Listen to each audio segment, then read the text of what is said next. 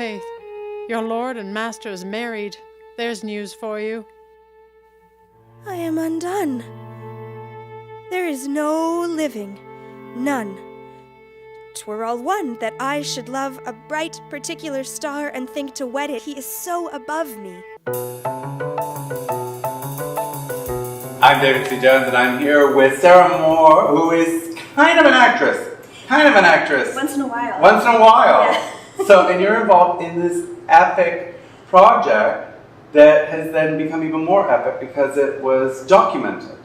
So how did that, so you have acted in the past? I have, yes. I have been known to trod the boards. Oh my goodness. Yes. And you trod all the way up to the Yukon. I did. For a while. That's true. I was in Whitehorse for 2 years. Went to work at the Yukon Arts Center, and through the course of other things that I did in Whitehorse, I got implicated in the Grubstake Revisited, which is the film that's screening at, the Grubstake Remix is the film that's screening at Van City. The initial version was a live show. Right. And this was like the brainchild of Daniel Janke. Mm-hmm. He was like, I got an idea. I think it started with Andrew Connors, who's the artistic director at the Yukon Film Society, having an idea about Nell Shipman's film, The Grubstake, which was made but never had a wide release due to financial issues and a lot of drama and melodrama that was part of her life at the time. So this film kind of resurfaced, and there was an interest in reviving it in some way.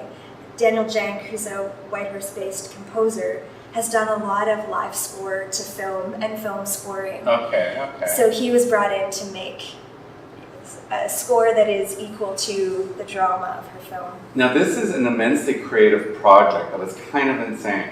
It's a little bit of like when you see it on paper, you go, what were they thinking? Because it was, they said, okay, let's rescore this film. That was an old silent film based on, now Nell Shipman was a silent screen star, but she was an independent filmmaker.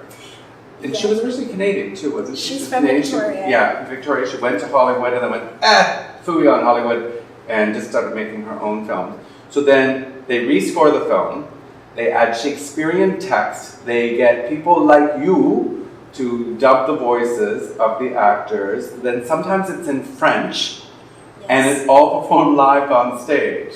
Yeah. So what was that like when he said, this is the concept, and, Sarah, are you on board? Did you immediately go, yeah? Or did you go, ha ha? Probably a little bit in between, but probably tipping towards, because I had not been acting for a while, and the idea of getting up in front of people was increasingly more nerve-wracking to me. Right. But the interesting thing about being in this project as a live show was that we're supporting the film and the work that Nell Shipman made, and all of the drama and the beauty therein. So as an actor, you're kind of side stage.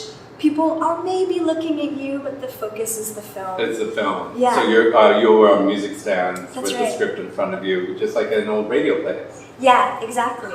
Now, what's the deal with Nell Shipman? Like, because you got to voice her thoughts, even though by way of Shakespeare. Yeah. So you got a couple layers of artistic. What is your takeaway from her? Because there's 2 films in the festival this year that are Nell Shipman films. So, like, she uses wild animals. She does stunts. She's like a crazy woman. Was she a crazy woman, or was she a Billy Dollars? I maybe, as always, a combination of both again. But she is a fascinating woman. She kind of had her breakout role in the film Back to God's Country, which was a huge success, which she made with her first husband as the producer. She was offered a big 7-year exclusive deal to make films with a studio and decided to, as you say, hooey, probably in the parlance of the day, hooey on that. And she branched off and started Nell Shipman Productions with her then romantic partner. A lover? Yes, who is in the Grubstake, plays the villain in the Grubstake. Oh, wow. Oh, did that relationship go well? Because it's kind of weird going, honey, thanks for making the film. I want you to play the villain. Didn't end nicely. It ended as many things in her life with a bit of melodrama, but she sashayed on from it. Nice. She went on to make a series of sort of mini films. She went on to do a lot of writing. She has written an autobiography that came out after she died, was published by a university in Iowa, Illinois. We'll Google it later. So she had a long creative life. She is an interesting woman. Cool. So I can see probably why someone like Daniel would be attracted, and why the Yukon Film Society would be attracted to her, because she is such a fascinating and somewhat tragic figure. A little bit tragic, but a little bit, or a lot of a fighter as well. Very much a fighter, which is in every film there are epic scenes of her struggling through nature.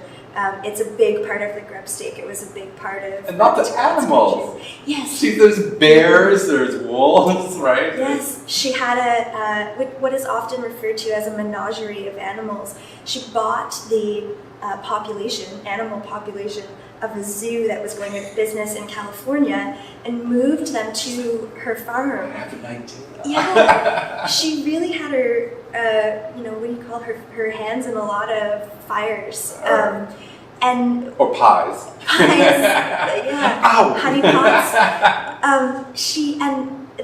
Alongside the Grubstake at Canadian Film Week at Van City, as you mentioned, is screening a documentary called Girl from God's Country, in which we can learn much more about in more detail than I am able to really do justice to about her life. Yeah. What was your favorite part?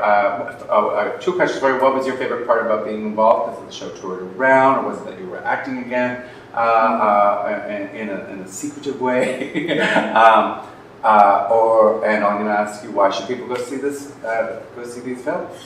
Okay. So first off, what was your favorite part? Probably spending so much time watching Nell Shipman on screen and preparing for, what was coming next. How was that character kind of feeling in this scene? She's really a stunning figure in many ways, and the film scene on a large screen is really beautiful, which kind of would lead me to why I think people should see it. It is a really under-recognized piece, and her career is so fascinating. This piece in and of itself is stunning. It's really worth seeing it on the big screen and hearing the music that Daniel composed and the words that this crazy team of actors is putting on top of it.